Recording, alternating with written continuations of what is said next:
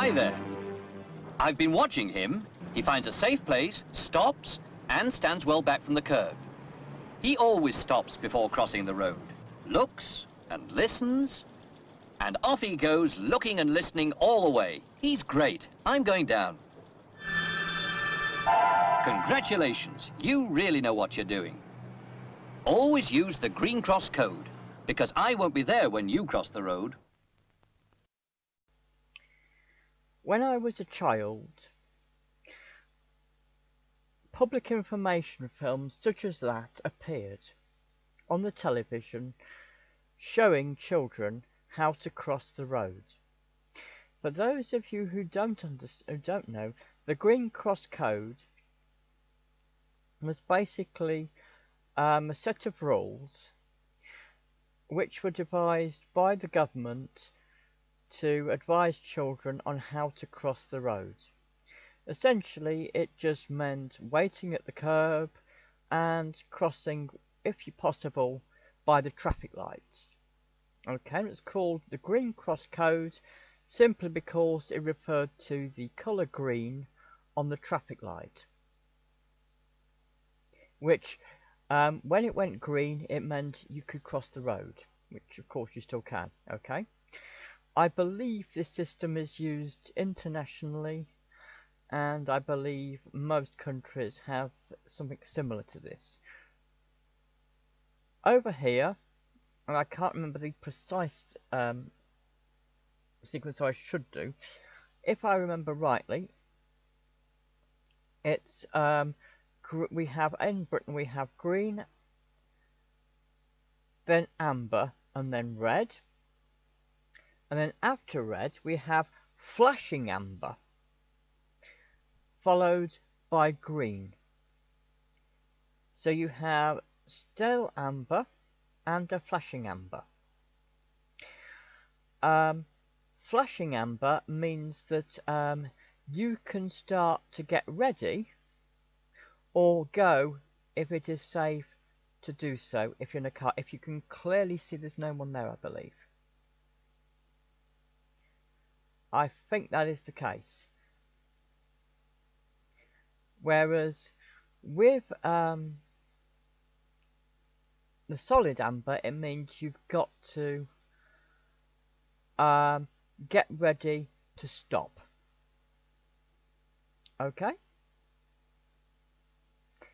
You might wonder what any of this has got to do with the video topic, but more on that later. Okay?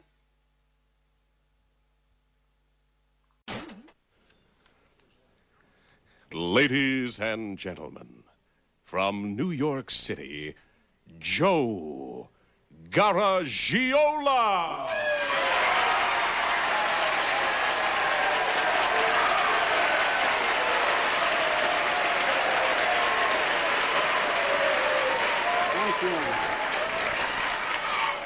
I can't believe that there's any... I gotta get this off.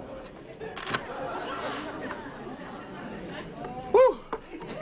I'm the only guy who can take this off without messing his hair. You gotta admit that, right? Hey, I really can't believe that there's any one of you out there or in our audience as far as television is concerned doesn't recognize this getup. Millions of you have already seen that, well, it's a hit movie, Star Wars, and many of you are probably standing in line right now waiting to see it.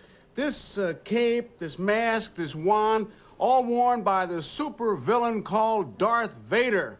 And he's one of the stars of that record-breaking movie called Star Wars. Well, we have the actor who played Darth Vader. He's going to be our first guest, and we're going to meet him. Right there. Will the real Dave Prowse please stand up?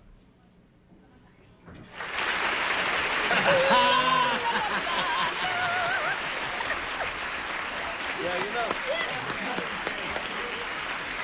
Okay.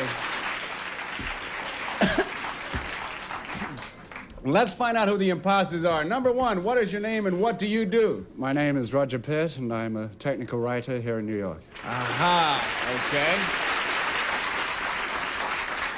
Number three, what is your name and what do you do? My name is Jeff Rogers, and I'm a maitre d' here at a restaurant in New York. Aha. Dave, in all these movies that you're in, Jabberwocky and all of the Frankenstein, do they ever see your face? I think you saw my face once in Clockwork Orange. That's one of the few films you've actually seen where you do see my face, because most of the Frankenstein films are all very, very heavy and big makeup jobs. This film, Star Wars, was obviously covered from head to toe in black all the way through. Very, very seldom you actually do see my face. So, really, you got to tell people, hey, that's me. Yes. And it doesn't bother you at all? Oh, well, yes, of course it bothers me. I think as you said before, all actors crave recognition. I would love to be able to walk down the street and be recognised by everybody and people come up. But you see, in England, the film has not been released in England as yet. But in England, I'm the figurehead of a children's road safety campaign, which is on television. And practically every child in England knows me from this road safety campaign. But when Star Wars breaks on December 27th, I think, obviously things are going to alter. Well, it's a terrific movie. Congratulations Glad to you all enjoyed it. Thank you, and thank you, our two imposters, for playing To Tell the Truth. Thank you very much.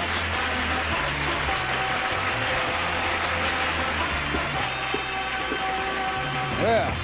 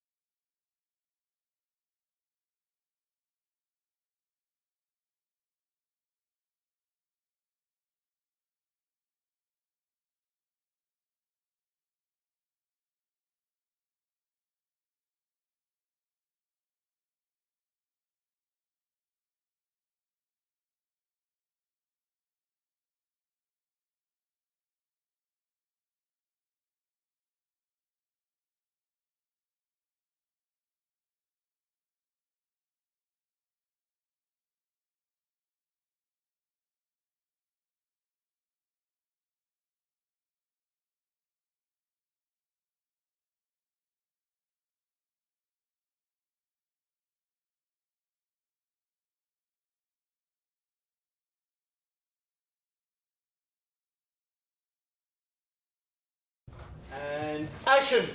Lucas had never intended to use the on-set vocal performance of David Prowse. Start tearing this ship apart piece by piece until you find those tapes. Find the passengers of this vessel. I want them alive!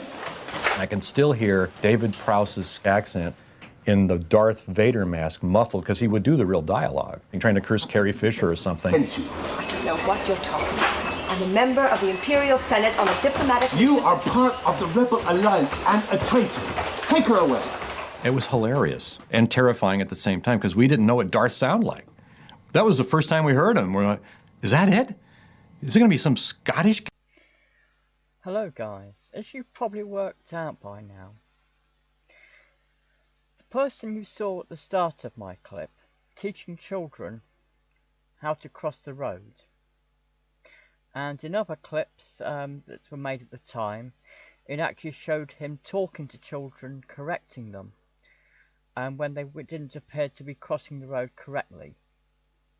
Okay, was in fact the actor who was behind the famous dark suit of Darth Vader, and played Darth Vader in the Star Wars films.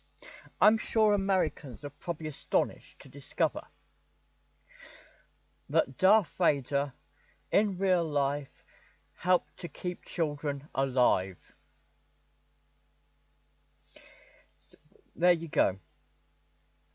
Now, generally he wasn't considered that good a voice actor, as you probably heard.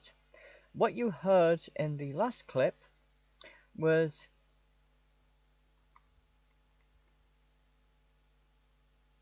David Prowse's real voice, okay, and this was how he actually acted on the Star Wars set.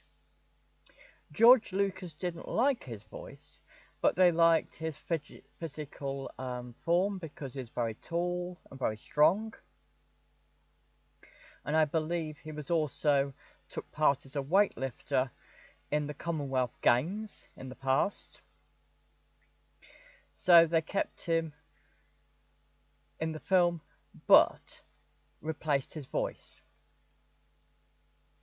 I read somewhere that the first time David Prowse actually found out that his voice had been changed was when he went to a premiere of the film and was astonished to discover that his voice had been changed because apparently nobody had apparently told him about it. That's a story that I'd heard about, okay? And I think he wasn't too happy about this. But nonetheless, that was the decision that was made, okay? Also, it may astonish you because in the third, I know it's number 6 to those purists, but the third of the original films that were made, at the end, it showed you Darth Vader's face. Again, they used a completely different actor at the end, but for the dying sequence, which I think again annoyed David Prowse, as he had, I think, hoped that at the end, even if they're going to dub his voice, they would show at least his real face. But they, for whatever reason, chose a different actor to act at the end. But David Prowse was the actor who was behind and in the suit that was world famous, okay? Now,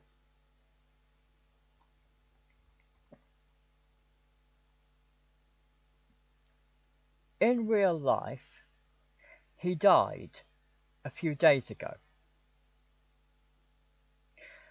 And apparently some people online decided to pass his mourning by having an online vigil or silence to respect his death, okay?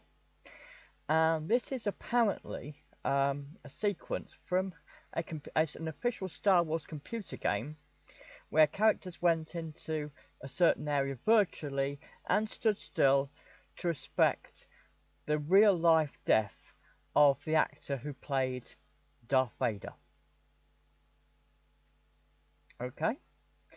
As well as playing Darth Vader, this actor played mostly roles like Frankenstein and some others, and appeared as an extra in several films and TV shows, I believe, but where most of his roles, I think, did not involve any talking. They just involved him looking tough, or flexing his muscles, or just being a tough, scary character in some way, like Frankenstein or probably others, or a monster, or something like that, okay? I don't think he had many speaking roles, to be honest, okay? Although, as I said, for the Green Cross Code commercials, teaching children how to cross the road properly, he always, to my knowledge, talked in those commercials that he was in, okay? So, I'm going to leave you now with the online visual silence showing where the computer gamers showed their respects to his death in real life. So if you ever wondered what Darth Vader really looked like in real life and what he sounded like in real life, now you know. Thanks for watching, guys. Bye.